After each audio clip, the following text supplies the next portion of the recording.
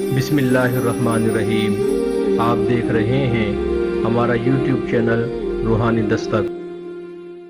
اللہ کی حمد کرنے والوں کا مرتبہ۔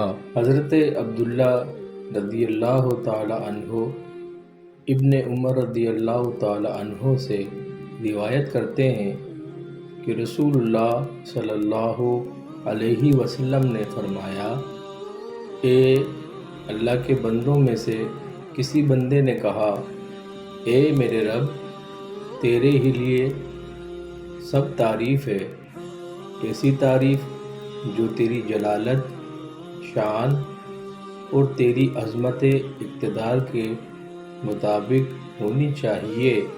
دونوں فرشتے مشکل میں پڑ گئے اور ان کی سمجھ میں نہیں آ سکا کہ اس کا کتنا ثواب لکھیں، تو دونوں آسمان پر گئے اور عرض کیا، اے ہمارے رب، آپ کے بندے نے ایک جملہ کہا ہے اور ہماری سمجھ میں نہیں آتا کہ اسے کیسے لکھیں، یعنی اس کا ثواب کس قدر لکھنا چاہیے، یہ ہماری سمجھ سے باہر ہے۔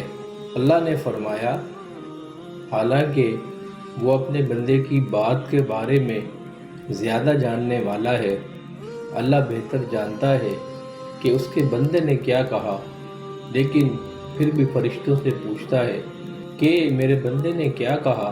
فرشتوں نے عرض کیا کہ اس نے یہ کہا ہے کہ اے میرے رب، تیرے ہی لیے سب تعریف ہے، ایسی تعریف جو تیری جلالت شان اور عظمت اقتدار کے مطابق ہونی چاہیے۔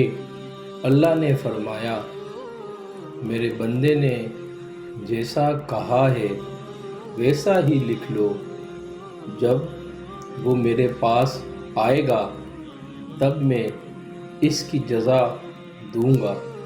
ابن ماجہ، حدیث نمبر 3801۔